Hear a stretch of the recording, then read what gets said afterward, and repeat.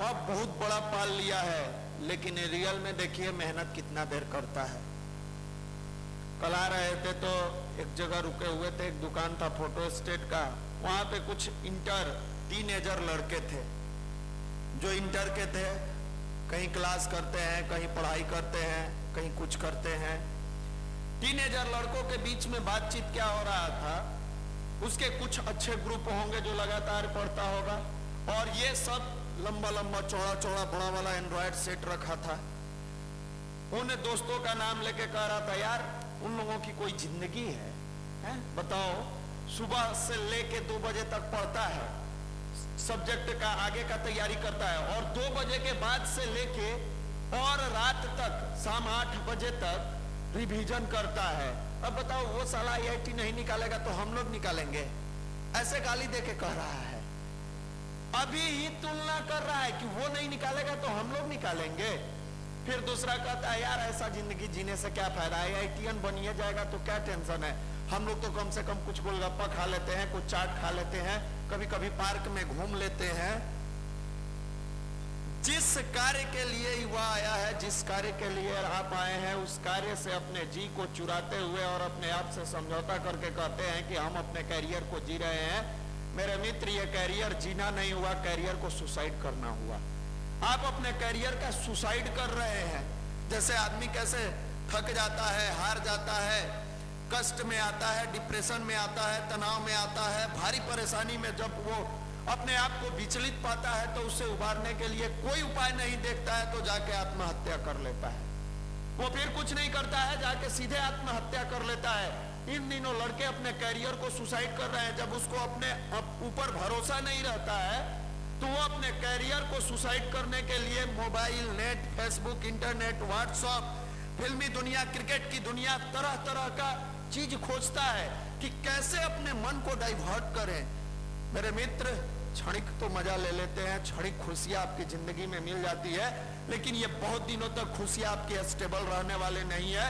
एक समय आएगा जहां समय का तपेड़ा, ये बर्बाद किए गए क्षण आपसे प्रश्न पूछेगा कि जिस समय तुम्हें पढ़ना चाहिए उस समय तुमने किया क्या, जिस समय तुम्हें अपने करियर को बनाना चाहिए उस समय तुमने किया क्या, जिस समय व्यक्तित्व का धनी बनना चाहिए उस समय तुमने अपनी पर्सनालिटी को तहस नहस कर लिया, जिस समय भगवान का कार्य करते हुए अपनी जिंदगी को सही रास्ते पर चलाकर उस मंजिल तक पहुंचाना चाहिए जहां आयु प्राणम प्रजा पशु कीर्ति द्रविड़म ब्रह्मचर्य मह्यम दत्त्वा ब्रजत्र ब्रह्मलोकम, दुनिया की सब चीज आपकी झोली में मिलती जाए, उस समय आपने किया क्या?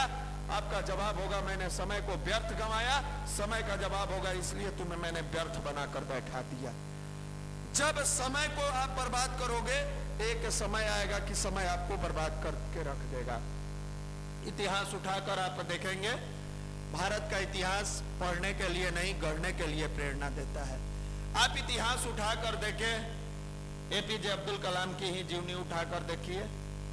केवल उन्होंने लिफाफेबाजी नहीं किया, केवल उन्होंने अपनी जुबान से कुछ नहीं कहा, बड़ा कठिन परिश्रम किया होगा उस समय। आज तो बहुत सारे संसाधन गांव में भी उपलब्ध है। वो जब बच्चा होंगे, वो जब टीनेज में होंगे, उनकी आयु जब कम होगी, उस समय गांव में शिक्षा के लिए और कठिन रास्ता होगा। इतने आसानी से होम ट्यूटर नहीं मिलते होंगे, इतने आसानी से इंस्टीट्यूशन नहीं होगा, इतनी आसानी से घर घर में लोगों को फैशन नहीं बना होगा कि मेरा बेटा जाके पटना में पढ़ेगा और पटना में टीचर, अच्छे क्वालिटी के टीचर से इंस्टीट्यूट में जाके कैरियर बनाएगा। उस समय सरकारी स्कूल होगा, सरकारी स्कूलों में पढ़ना, और कुछ अच्छे शिक्षक होंगे जो शायद गुरुकुल के टीचर की तरह होंगे, पैसे के लिए नहीं, ज्ञान के लिए शिक्षा देते होंगे। उन शिक्षक के पास जाकर शिक्षा प्राप्त करने के लिए कम से कम 10-20 किलोमीटर पैदल जाना पड़ता होगा। नहीं पैदल जाना पड़ता होगा, फिर भी कठिन परिश्रम करना पड़ता होगा, लगन लगा के, मेहनत लगा के, दिल लगा के पढ़ना होगा। वो भी ऐसा परिवार का लड़का जो साधारण है, जिसके पास बहुत प्रॉपर्टी नहीं है, जिसके पास धन दौलत नहीं है, जिसके पास रुपया पैसा नहीं है, और उसके मन में तमन्ना है मैं विज्ञान की ऊंचाइयों को छूऊंगा, मैं एक ऐसा देशभक्त, एक ऐसा राष्ट्रभक्त बनूंगा जिससे राष्ट्र को सही दिशा और दशा दूंगा, मैं देश के बारे में सोचूंगा। दुनिया अपने बारे में बहुत सोचती है, लेकिन मुझे एक संकल्प, मेरे सपनों का भारत होना चाहिए। उनके मन में बचपन में ही ऐसी कल्पना आई होगी और मनुष्य जब जन्म लेता है तब से लेके मृत्यु के एक क्षण पहले तक कल्पना की दुनिया में जीता है, हमेशा कल्पना की दुनिया में जीता है। कल्पना को साकार करने के लिए अगर मनुष्य समर्थवान है, प्रयास प्रारंभ करता है, तो उसकी कोरी कल्पना परिकल्पना में बदल जाती है। उस कल्पना को साकार करने के लिए समर्थवान तो हर व्यक्ति है। आप भी समर्थवान हो, हम भी समर्थवान है। समाज में जो करियर को बनाने के लिए युवा अपना एडमिशन कराता है, पटना में आता है, अपने इंस्टीट्यूशन में नाम लिखाता है, वो समर्थवान है। प्रयास प्रारंभ अगर कर देगा वो भी पॉजिटिव पाथ में, क्योंकि निगेटिव परिकल्पना मान्य नहीं होती है। नकारात्मक सोच के साथ की गई तैयारी कभी सफल नहीं होती है। आज का युवा हमेशा निगेटिविटी का शिकार है। वैकेंसी 6000 निकली है, मेरा करियर बनेगा कि नहीं बनेगा, मेरी नौकरी होगी कि नहीं होगी, मैं कैसे अपने करियर को मजबूत बनाऊंगा, मेरा कल क्या होगा। मेरे मित्र, इन कल के चक्कर में तुम आज को बर्बाद करते हो और कल की बुलंद इमारत को खड़ा करने के पहले तुम नींव को कमजोर बना रहे हो।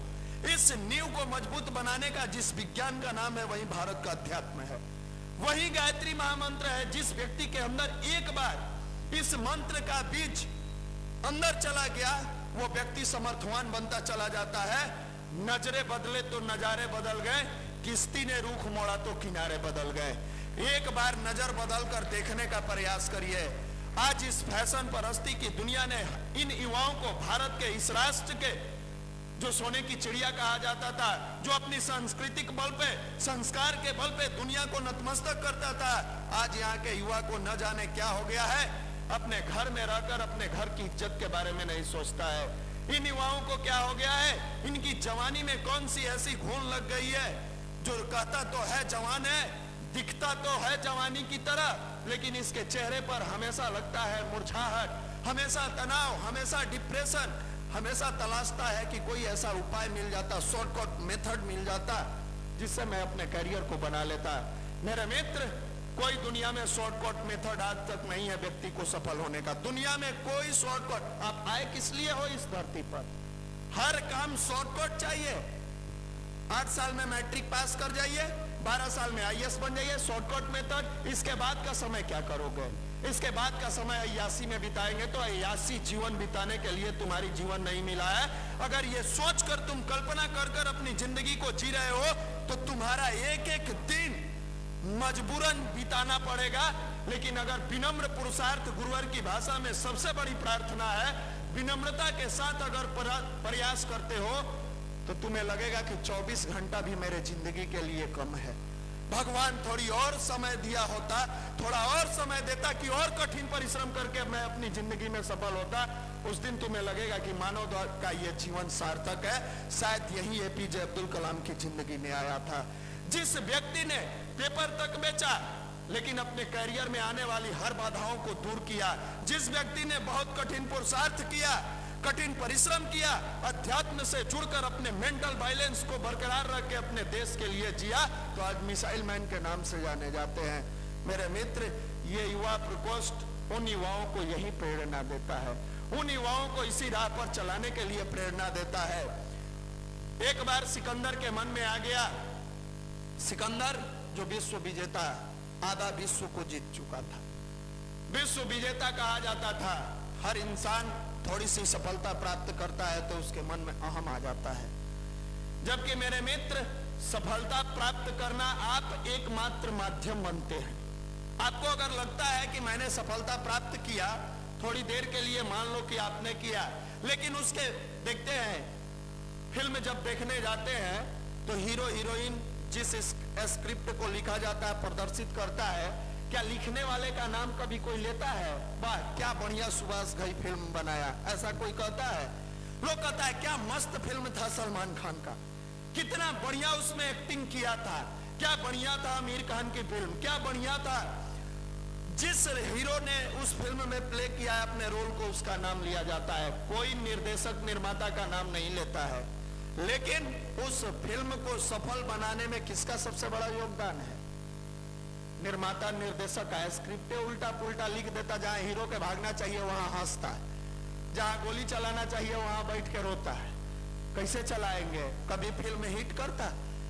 आपको जिसने सफल बनाया वो कौन था?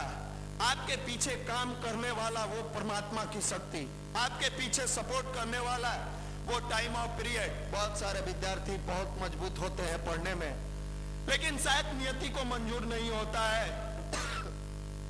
पारिवारिक समस्याओं में वो उलझ जाता है। सब कुछ ठीक चल रहा था, अचानक पिताजी की मृत्यु हो जाती है। पिता की मृत्यु के बाद बच्चा टूट जाता है। टूटने के बाद जिस लड़का में प्रतिभा थी कि एक बार में आईएएस बनता, परमात्मा को, नियति को या उसके कर्म फल के सिद्धांत को यह मंजूर नहीं था, वो डाइवर्ट हो गया लड़का। पिता की मौत के बाद जो स्नेह प्यार से पढ़ने वाला युवा था, जो हमेशा कठिन परिश्रम करके अपने कैरियर को मजबूत बनाने के लिए प्रयासरत था, एक छोटी सी ठोकर लगती है और उसकी जिंदगी के जितने भी आईना है सब टूट के बिखर जाते हैं। शायद वो लड़का सफल नहीं बन पाता है। बाद में कहीं पे शिक्षा मित्र में ग्रामीण इलाकों में रोटी दाल की व्यवस्था के लिए अपने कैरियर को समर्पित करके जीने का प्रयास करता है। आप कहिएगा कि इसमें किनका हाथ है? इनमें आपके कर्म फल का सिद्धांत का हाथ है। इनमें कहीं ना कहीं आप जा तो रहे थे, आपको अपने ऊपर भरोसा था, आप भूल गए थे कि नियति भी कुछ चीज होती है। आप पूछेंगे तो फिर मेहनत करने की जरूरत नहीं है, इस नियति को जो मंजूर होगा वही कराएगा। नहीं मेरे मित्र, नियति को मजबूरन बदलने के लिए अध्यात्म होता है। आपके मन में लगातार उल्टे पुल्टे, आप देखते हैं थालियां गंदी है, आप कहें कि तो थाली गंदा है, साफ हो ही नहीं सकता है। उसको भी साफ करने का तरीका है। आप भीम बार साबुन का इस्तेमाल करते हो, खूब बढ़िया से धोते हो, थाली चमकने लगता है। जो गंदी थाली आप ला के रखे हो, उस थाली में आप आरती नहीं कर सकते हो, वो थाली मात्र दिखावे के लिए रह गया है। लेकिन थोड़ी देर के लिए उस थाली की सफाई कर देते हो, बढ़िया से थाल को सजा देते हो, तो वो गंदी थाली भी पूजा के लायक बन जाती है। मेरे मित्र, आपके मन में बैठे हुए विकार जो आपको हमेशा निगेटिविटी का शिकार बनाए हुआ है, हमेशा निगेटिव रास्ते पर चला रहा है, मेरा नौकरी होगा कि नहीं होगा, मैं कैसे करूंगा।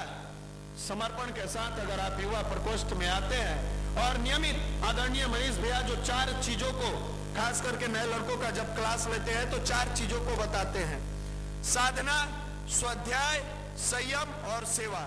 जब 20 मिनट की आप साधना करते हैं, पूरी प्रगाढ़ता के साथ, पूरे भाव के साथ, पूरे मनोयोग को कंसंट्रेट करके परमात्मा के गोद में बैठकर ये प्रार्थना करते हैं, हे मालिक, न मैं रहूं न मेरी आरजू रहे, बस तू रहे, तेरी आरजू रहे। जब ये भाव अंदर से उभरता है तो एक ऑरा बनता है आपके आसपास, एक कॉस्मोस की एनर्जी आपके बॉडी में प्रवेश करती है, वो अंदर जाती है, वो प्रवेश करके आपके निगेटिव थॉट को मारती है।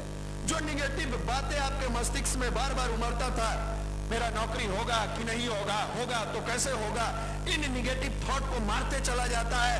और जब आपका थॉट पॉजिटिव होगा, आपकी सोच पॉजिटिव होगी, तो आपके वर्क पॉजिटिव होंगे। फिर वही लड़का जो 2 घंटा पढ़ता था, 3 घंटा पढ़ता था, 4 घंटा पढ़ता था, वो लड़का पढ़ने लगा 8 घंटा, 10 घंटा। पहले निगेटिव चीज हटा, पॉजिटिव थॉट के साथ वो अपने स्टडी टेबल पर बैठना शुरू किया। 2 घंटा पढ़ने वाला लड़का उस पॉजिटिव थॉट के साथ 2 घंटा पढ़ाई शुरू किया। अब उसकी पढ़ाई स्टडी 8 घंटा हो गई। अब उसके पास 2-3 घंटा मात्र समय बच रहा है। वो सोचा, परमात्मा की कृपा से मैंने गायत्री मंदिर से जुड़ा, युवा प्रकोष्ठ से जुड़ा, मेडिटेशन किया, साधना किया, तो मेरे जिंदगी में ये परिवर्तन हुआ। ऐसा करते हैं कि गुरुवर से एक रिश्ता जोड़ लेते हैं। क्षणिक अगर जुड़ा मैंने तो मुझे इतना लाभ हुआ, हमेशा के लिए अगर जुड़ जाऊं तो क्या होगा, हमेशा के लिए ईश्वर के साथ साझेदारी कर ले तो क्या होगा, हमेशा के लिए इस परमात्मा की गोद में बैठे तो क्या होगा। ईश्वर के साथ साझेदारी हर दृष्टिकोण से मुनाफे का सौदा है। कभी घाटा नहीं होता है, कभी छल नहीं होता है, कभी आपके अंदर निगेटिविटी नहीं आती है। वो सोचता है कि जिस युवा प्रकोष्ठ में मैं जुड़ा, आज हमारे अंदर ये कॉन्फिडेंस का लेवल जगा, वो जुड़ता है कि अब भगवान का काम मैं करूंगा। भगवान का काम क्या है? खेती करना है, बिजली पहुंचाना गांव में है, सड़क बहारना है। भगवान का क्या काम है? भगवान का काम है अपने मन को पवित्र बनाकर समाज में तुम अच्छा बने हो तो दूसरे को भी अच्छा बनाओ। उनका काम क्या है? आपके पास पढ़ने के लिए पैसे है, कॉन्वेंट स्कूल में आपने पढ़ा, आपके पास धन है, आपने अच्छी संस्थानों में, इंस्टीट्यूशन में नाम लिखा के अपने कैरियर को बनाया। बहुत सारे ऐसे परिवार के बच्चे होंगे जिनके पास पैसे नहीं होंगे, जिनको शिक्षा की जरूरत है, अपने युवा प्रकोष्ठ के द्वारा बाल संस्कार शाला चलाया जाता है। आप अपने समय का 2 घंटा उन बाल संस्कार शाला में दीजिए। भगवान का काम ऐसा नहीं है कि आपके कैरियर से हटके है। आप विद्यार्थी हो, आपका कैरियर और मजबूत बनेगा जब आप बच्चों को निस्वार्थ भाव से पढ़ाओगे।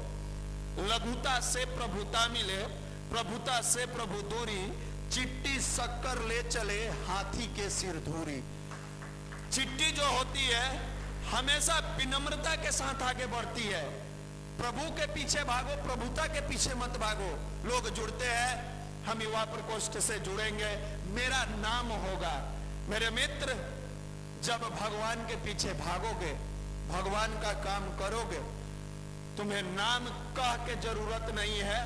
परमात्मा बजरंग बली जब जुड़े प्रभु श्री राम से, सबने अपने अपने स्वार्थ को लेकर जुड़ा।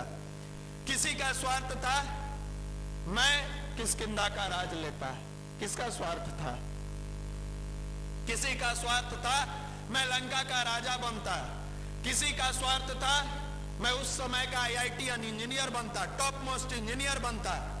सबके मन में कुछ ना कुछ कल्पना थी। युवा प्रकोष्ठ में आने वाले भाइयों के बहुत सारे लोगों के मन में कल्पना है, मैं IITian बनता, मैं IAS बनता, मैं IPS बनता, मैं सही रास्ते पर चलकर एक नाम अच्छा पोस्ट ग्रहण करता। मेरे मित्र, मुझे नहीं पता कि किस लेवल से आपने कल्पना किया है, लेकिन मुझे ये जरूर पता है कि भगवान के काम करने वाला कभी घाटे में नहीं रहता है। ईश्वर के साथ साझेदार जो बनता है उसकी जिंदगी में थोड़ा सा संग्राम तो आएगा, लेकिन उस संग्राम में भी वो अपना रास्ता बनाने का मद्दा पैदा कर लेता है। शायद ऐसे ही समय आया होगा, एक निस्वार्थ भाव से बंदर जुड़ा, जिसको पता ही नहीं था कि हमको राज क्या होता है, प्रजा क्या होती है, धन क्या होता है, दौलत क्या होता है, रुपया क्या होता है, पैसा क्या होता है, मान क्या होता है, मर्यादा क्या होता है। उसके मन में एक ही चीज था, क्या था? राम काज किए बिना मोहि कहां विश्राम। राम का काम किए बिना मुझे चैन नहीं आता। राम का काम ही उसका सर्वोपरि था, भगवान का काम ही सर्वोपरि था। वो भी नहीं सोचता था कि काम करेंगे तो मेरा नाम होगा, लेकिन ये भगवान श्रेय किसी का नहीं रखते, सबका श्रेय लौटा देते हैं। इतना बड़ा खजाना, इतना जिसका नदी, सागर, समुद्र, झरना, दुनिया, पर्वत, सूर्य, चंद्रमा जिसके अधीन है, उसको किसी चीज की जरूरत नहीं है। फिर ये प्रार्थना क्यों करता है? इसलिए प्रार्थना किया जाता है कि बेटा, इस संघर्ष, इस कर्म का एक फल होता है। उस कर्म को जब तक नहीं करोगे, जब तक मक्का के बीज को मिट्टी में समर्पित नहीं करोगे, तब तक दाना लेके नहीं आएगा। तुम कर्म करोगे तो तुम्हारा फल होगा। एक माध्यम बना देता है इंसान को। वो बजरंगबली, वो हनुमान बंदर लगातार कार्य करता रहा। आपने देखा भी होगा रामायण में, एक बार सीता जी सिंदूर लगा रही है, बजरंगबली जाकर पूछते हैं, माते ये सिंदूर क्यों लगा रही है? ये सिंदूर से क्या होता है, इससे क्या होता है? सीता जी कहती है, इससे आपके भगवान प्रभु श्री राम की आयु बढ़ती है, इससे आपके प्रभु की आयु बढ़ती है। मुस्कुराते हैं बजरंगबली, जितना सिंदूर था उठा के पूरे शरीर में लगा लेते हैं। जब आप इतना लगाती है तो इतनी आयु होती है, तो मैं पूरे शरीर में लगा लेता हूं, उनकी आयु कभी खत्म ही नहीं होगी। क्या भाव रहा होगा उस समय? एकमात्र पुरुष देवता बजरंगबली जिनको सिंदूर चढ़ता है, बाकी किसी देवता को नहीं चढ़ता है। आप देखिएगा, पूरे शरीर में सिंदूर लगा लिए। रामायण काल समाप्त हुआ, सब कुछ समाप्त हुआ। आज के डेट में न राम है, न बजरंगबली है, कोई नहीं है। देखने में तो नहीं है, सूक्ष्म में भले विद्यमान है। अंत में हिसाब हुआ सारे कार्यों का। रावण का अंत हुआ, किसको मिला? लंका का राज, विभीषण को। बाली का अंत हुआ, सुग्रीव को किष्किंधा मिला। सबको मिलता चला गया धीरे धीरे। नल नील ऐसा इंजीनियर जाने गए जो पत्थर पर लिख के डाल देते थे, उस समय के सुपर IITian कहे गए। हर लेवल से उनको मिला। जो नहीं जुड़ा था, क्या उसको नहीं मिला? मेरे मित्र, अपने से जुड़ने वाले को भगवान अपनी हैसियत से ज्यादा उसकी हैसियत बढ़ा देते हैं। बजरंगबली को इतना मिला कि आज पूरे विश्व में जितना राम का मंदिर नहीं है, उससे कई गुना बजरंगबली का मंदिर है। भगवान से जुड़ने वाले की हैसियत यही होती है। आज देखिए, कोई चौक, कोई चौराहा, कोई घर, कोई दरवाजा, कोई जगह, कोई राज्य, कोई जिला नहीं है जहां बजरंगबली की मूर्ति नहीं हो। भगवान के साथ जुड़ने वाला का कैरियर बदल जाता है। मेरे मित्र, सिकंदर को अपने मन में घमंड आ गया था कि मैं विश्व विजेता हूं, मैं विश्व विजेता हूं। धीरे धीरे सिकंदर जब आगे बढ़ता है, उनके गुरु कहते हैं तुम एक ऐसे व्यक्ति को ढूंढ के लाओ जो काफी शांत रहता हो, मस्त रहता हो। सिकंदर ढूंढता है, पहले राजमहलों में जाकर देखता है कि कोई ऐसा राजा होगा जो काफी शांत चित्त रहता होगा। देखते हैं सिकंदर की सब राजा धन के लालच में, रुपये के लालच में, अपने साम्राज्य के लालच में हमेशा परेशान है। इसको मार दो, उसको काट दो, उसको लूट लो, उसका छीन लो, इसी में परेशान है, उसको चैन कहाँ है। फिर सिकंदर जाता है मिडिल क्लास फैमिली में, सोचता है कि मध्यम वर्गीय परिवार में कोई ऐसा परिवार होगा जो शांत चित्त और मस्त रहता होगा, उसमें से एक व्यक्ति को लेकर अपने गुरु के पास जाऊंगा। वहां देखता है कि मध्यम वर्गीय परिवार में अपनी इज्जत बचाने और रोटी के लिए लोग परेशान है, 2 रुपया कमाते हैं, उसी में अपनी जिंदगी को जीने के लिए बार बार व्यवस्था पूर्वक कार्य कर रहे हैं, ये तो और परेशान है। फिर सोचता है शायद गरीब घरों में जाऊं, सबसे छोटे परिवारों में जाकर देखता है कि वहां तो रोटी, कपड़ा, मकान तीनों का दिक्कत है। वहां कभी बच्चे को रोटी शाम में मिलती है तो सुबह वो रोटी के लिए रोता है, दोपहर में मिला तो कल के लिए सोचना पड़ रहा है, तन पे वस्त्र है कहीं तो कहीं ऐसे ही पुरुष महिलाएं अपने समय को किसी तरह से शरीर पर वस्त्र लपेट कर समय व्यतीत कर रहे हैं। इनके अंदर तो और ज्यादा संघर्ष है, लगातार ये संघर्ष में जी रहे हैं। फिर मन में आता है कहां जाऊं, कैसे जाऊं, गुरु ने ये कैसी परीक्षा ले ली, किसको कहां लाने के लिए। आगे बढ़ते बढ़ते जाते हैं तो देखते हैं एक नदी के किनारे एक दिव्य पर्सनालिटी, जिसकी ललाट पर सूर्य जैसा आभा दिव्य चेहरा चमक रहा है। वह व्यक्ति मदमस्त होकर ध्यान कर रहा है, सामने सूर्य की रोशनी उनकी चेहरे पर मंद मंद पड़ रही है। सिकंदर को लगा कि इतना दुनिया घूमने के बाद, इतनी जगहों के बाद एक यही व्यक्ति है जो न परवाह कर रहा है कि रोटी कब मिलेगा, दाल कब मिलेगा, पैसा क्या होगा, साम्राज्य कैसे स्थापित करेंगे, मेरा नाम कैसे होगा, दुनिया में कैसे अपने आप को आगे बढ़ाएंगे। ये तो इस नदी के किनारे भी मदमस्त होकर जी रहा है, ये नदी के किनारे भी अपने स्टाइल से मजा ले रहा है। सिकंदर जाकर उस व्यक्ति के कंधे पर हाथ रखते हैं और हाथ रखकर कहते हैं, व्यक्ति से कहते हैं आप मेरे गुरु के पास चलिए, मैं आप ही को ढूंढ रहा था। पूछते हैं तुम कौन हो? सिकंदर कहता है मैं सिकंदर। वो पूछते हैं कौन सिकंदर? अब यह सिकंदर के लिए आश्चर्य की बात थी, जो आधा विश्व जीत चुका है, जिसको दुनिया सम्राट सिकंदर कहती है। यह व्यक्ति पूछता है तुम कौन हो? आश्चर्य से कहता है आप मुझे नहीं पहचानते? कहते हैं तुम कौन हो कि मैं तुझे पहचानूं? मेरा नाम सम्राट सिकंदर। बोले काहे का सम्राट? किस चीज का सम्राट? अरे मैं आदि विश्व को जीत चुका हूं, इसके बाद पूरे विश्व पर मेरा कब्जा होगा। मुस्कुरा कर पूछते हैं इसके बाद तुम क्या करोगे? जब पूरा विश्व जीत लोगे उसके बाद तुम क्या करोगे? फिर सिकंदर कहता है मैं अपना बड़ा साम्राज्य स्थापित करूंगा। फिर पूछते हैं इसके बाद तुम क्या करोगे? फिर कहता है मैं अपना अर्थकोष मजबूत करूंगा, सोने चांदी गहने रुपये पैसे से मैं मजबूत बनाऊंगा अपना अर्थकोष। बोले उसके बाद क्या करोगे? बोला उसके बाद मैं चैन से मस्त होके जिंदा रहूंगा। बोले उसके लिए इतना करने की जरूरत है? सामने देखो हम ऐसे ही मस्त हैं। दुनिया में सब लूटपाट करके, तुम सब करके तब मस्ती खोजते हो, हम ऐसे ही मस्त हैं। सिकंदर की आंखें खुलती है। पूछते हैं सिकंदर तो मस्ती का राज क्या है? बोले है सिकंदर, तुम अगर चाहते हो कि अपनी जिंदगी में मस्त होकर जिए तो तू राज्य, जिला, समाज, राष्ट्र और विश्व को मत जीतो, तुम अपने मन को जीत लो। एक बार जो अपने मन पर विजय प्राप्त कर लेता है वो विश्व का विजेता बन जाता है। दुनिया में कोई भी कार्य अगर होता है, घटना हो दुर्घटना हो, इस मस्तिष्क का ही खेल होता है। ये पॉजिटिव में चलता है, सकारात्मक सोच में चलता है तो चमत्कार करता है, नकारात्मक में आता है तो समाज में बलात्कार करवा देता है। इसी की देन है ये, यही दुनिया को डैमेज करता है। वो सिकंदर लिखता है कि जब मेरी मौत हो, मौत के बाद मेरे दोनों हाथ निकाल कर और हाथों पर लिख देना, पूरे शरीर को दफना देना, लेकिन हाथों को निकाल कर लिखना कि सिकंदर खाली हाथ आया है और खाली हाथ गया था। दुनिया ये नहीं ये समझे कि कि रियल कर्म फल का सिद्धांत यहाँ आने के बाद प्राप्त होता है। मेरे मित्र, इस तरह की अगर मानसिकता आपके अंदर आती है तो ये क्या छोटी छोटी IIT, BIT, MIT, NIT, IAS, IPS इनके बारे में सोचे हो? तुम्हारे अंदर जो पॉजिटिव खजान भरा पड़ा है, जो बड़ा सा आपके अंदर थॉट का बहुत बड़ा विशालकाय भंडार पड़ा है, उसको तो आप खोदते नहीं हो। हीरा खोजने के लिए आगे तो बढ़ते हो, लेकिन कोयला लेकर संतुष्ट हो जाते हो। आते तो हो युवा मंडल में जुड़कर पॉजिटिव राह पर चलने के लिए, लेकिन थोड़ी सी विचारों के थॉट को यहाँ से लेकर एक क्षण खुश होते हो, फिर रूम में जाकर वही नेट की दुनिया, वही मोबाइल, वही पॉर्न साइट, वही गंदी फिल्में, वही अश्लील गाना, वही भरगल बातें, वही समाज के कुकृत्य में तुम भी चले जा रहे हो। विद्यार्थी को यह शोभा नहीं देता, युवा को यह शोभा नहीं देता। युवा तो वो है जिसकी वाणी में ओज और ललाट पर तेज हो। युवा तो वो है जिसके बारे में लिखा गया है, पत्थर सी हो मांसपेशियां, लोहे से भुजदंड भय, नस नस में हो आग लहरसी, तभी जवानी पाती जाए। युवा वो है जो जवानी के लिए लड़ना जानता हो। युवा वो है जो जवानी में संघर्ष करना जानता हो।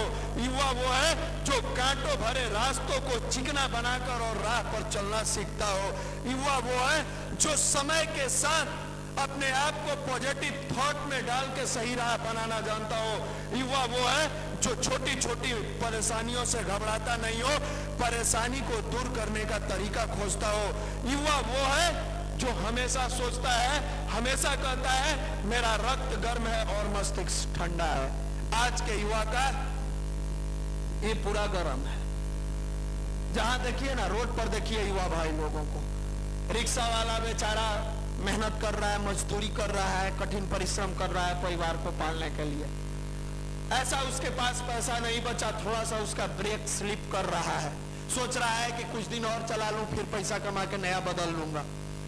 गलती से ब्रेक मारा, भूल रहा था उसका रिक्शा, और आकर आपके पैर में सट गया। धक्का भी नहीं लगा, सट गया। फिर देखिए तेवर इस जवानों की, पूरी बाही को चढ़ाता है।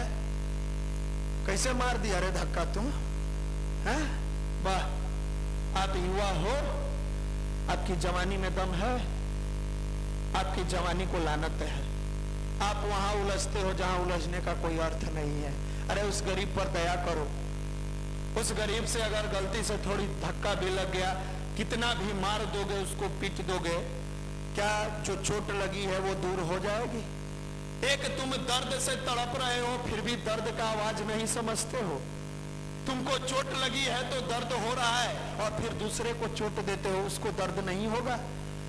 तो जो दर्द में डूबा हुआ दर्द को नहीं समझेगा, तो जिसको दर्द है ही नहीं वो क्या दर्द को समझेगा? दुनिया में ऐसा बनो जो दर्द से जीना सीखो। हर इंसान के दर्द को समझो, हर इंसान के प्यार को समझो, हर इंसान के स्नेह को समझो। और ये दर्द सबसे पहले माँ बाप से शुरुआत होती है। तो बाहर के दर्द को समझो या ना समझो, अपने माँ बाप के दर्द को समझो, अपने माँ बाप के पीड़ा को समझो, उस माँ बाप के कष्ट को समझो जिस माँ बाप ने बदन पे कपड़े ठीक से नहीं पहने लेकिन आपको स्वेटर पहनाकर पटना में रखा है, जिसने समय से रोटियां नहीं खाई लेकिन समय से पैसा भेजकर तुम्हारे कैरियर को बनाने के लिए शिक्षक को पैसा दिया, जिसके लिए बहुत सारे सुख सुविधा नहीं है, बहुत न पंखा है, न बिजली है, न रोशनी है, लेकिन तुमको उस लॉज में उस जगह पर रखवाया जहां गर्मी में तुम्हारे सिर पर पंखा चलता है, बिजली जलती है। बहुत सारे कष्टों को झेलकर ठंड में उन्होंने हवाई चप्पल, चमड़े के चप्पल को पहनकर, प्लास्टिक के चप्पल को पहनकर जीवन को व्यतीत किया। लेकिन आपकी जिंदगी में बेटे को ठंड न लग जाए, मेरे जिगर के टुकड़े, मेरे लाडले को ठंड न लग जाए, आपके पैरों में जूता पहुंचाया, आपके पैरों तक जूता पहुंचाने का पैसा पहुंचाया। तूने कभी उस दर्द को नहीं समझा। तुम अभी मदमस्त हो, तुम्हें दर्द पता कब चलेगा? जब सब चीज तुम्हारा समाप्त हो जाएगा। रावण का जब साम्राज्य समाप्त हो गया, लंका बर्बाद हो गया, रावण मौत के कगार पर आ गया, तब रावण को लगा कि मैंने जो किया था वो गलत था। मेरे मित्र, युवा प्रकोष्ठ यही आपसे निवेदन करता है कि समय से पहले जगना सीखो, समय से पहले उठने का प्रयास करो। बार बार मैं एक युवा की कहानी बताता हूँ। एक ऐसा युवा जो पैर लगाकर बहुत सारे लोगों को गिरा देता था, बहुत सारे लोगों को गिराकर और मजा लेता था। आप तो अपने गिरते हो और अपने से मजा लेते हो, वो तो दूसरा को गिरा के मजा लेता था।